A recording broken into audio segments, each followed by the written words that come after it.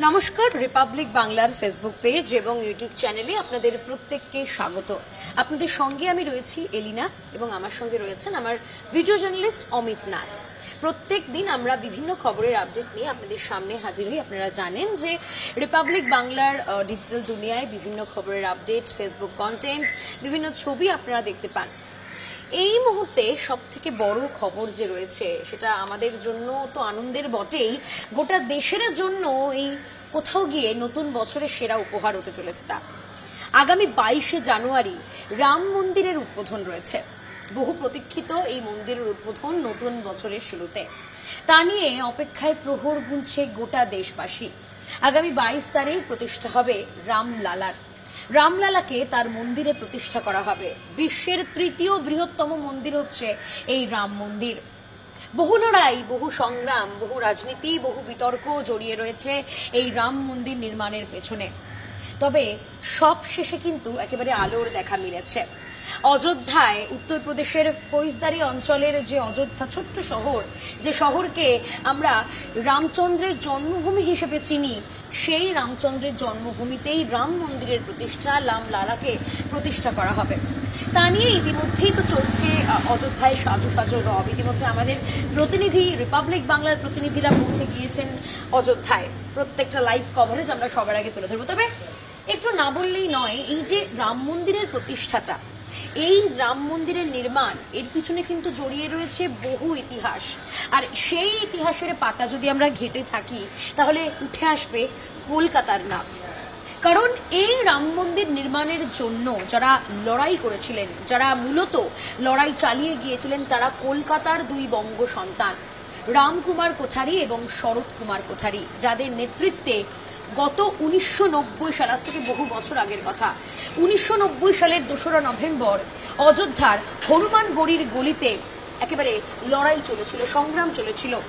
তারা জানিয়েছিলেন তারা রাম মন্দির নির্মাণের জন্য যদি নিজেদের রক্ত দিতে হয় তারা তাই দেবেন, তাই দিয়েছেন। তারা নিজেদের প্রাণ তারা বলি দিয়েছেন এবং সেই বলিদানের পর আজকে কোথাও গিয়ে তাদের স্বপ্নটা সার্থক হচ্ছে, তাদের স্বপ্ন সফল হচ্ছে। আমি এই মুহূর্তে দাঁড়িয়ে রয়েছি কলকাতার, উত্তর কলকাতার ঠিক সেই জায়গায় যেখানে তাদের বোনের বাড়ি, তাদের একমাত্র বোন পূর্ণিমা কোঠারি। দীর্ঘদিন ধরে তিনিও লড়াই চালিয়ে গিয়েছেন যাতে তার দাদাদের স্বপ্ন পূরণ হয়।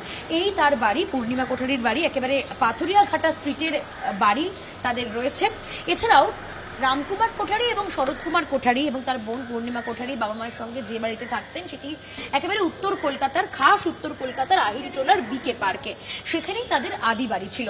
তবে পূর্ণিমা কোঠারির বিবাহিত জীবনের পর তিনি এখানে চলে আসেন, একেবারে পাথুরিয়াঘাটা স্ট্রিটের তার এই বাড়ি।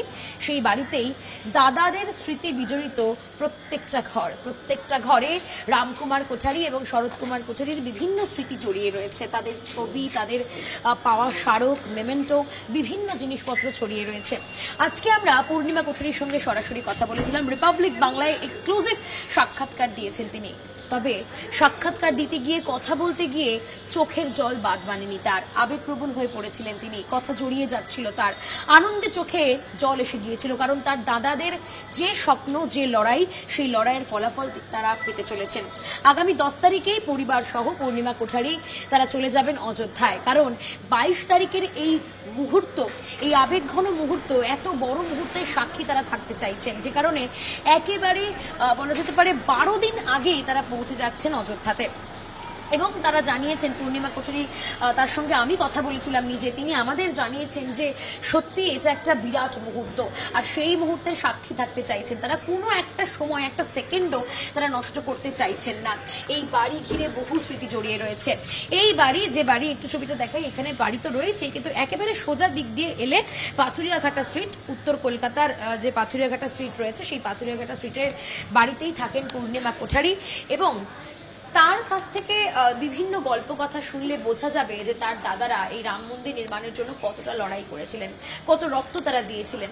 16 জনকে গুলি করে মেরে দেওয়া হয়েছিল। পুলিশ সেই এলোপাথারি গুলি চালিয়েছিল এবং তারপর তাদের মৃত্যু হয়েছে। কর সেবকদের এই মৃত্যু রাম মন্দিরের নির্মাণের জন্য, আর তারপরে আগামী 22 তারিখ প্রায় 33 বছর পরে রাম মন্দিরের প্রতিষ্ঠা সত্যি গোটা দেশের জন্য এক বিরাট উপহার।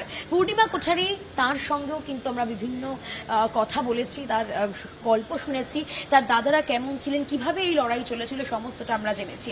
সত্যি এক অপূর্ব গল্প, অপূর্ব ইতিহাস, যে ইতিহাসের পাতায় পাতায় লুকিয়ে রয়েছে, রন্ধ্রে রন্ধ্রে লুকিয়ে রয়েছে। সবটা মিলিয়ে বলা যেতে পারে একটা বিরাট গল্প, বিরাট লড়াই, বিরাট সংগ্রাম, বিরাট বিতর্ক। এবং আগামী 22 তারিখে অবশ্যই আমাদের নজর থাকবে, কারণ ইতিমধ্যেই আমাদের দুজন প্রতিনিধি তারা পৌঁছে গিয়েছে অযোধ্যায়। অবশ্যই আমরা সবার আগে সমস্ত লাইভ কভারেজ আপনাদের সামনে তুলে ধরবো, কারণ রাম মন্দিরের উদ্বোধন আমাদের জন্য কোথাও গিয়ে ভীষণ ভীষণ স্পেশাল মুহূর্ত। সেই দিনের জন্য তাকিয়ে রয়েছি আমরাও।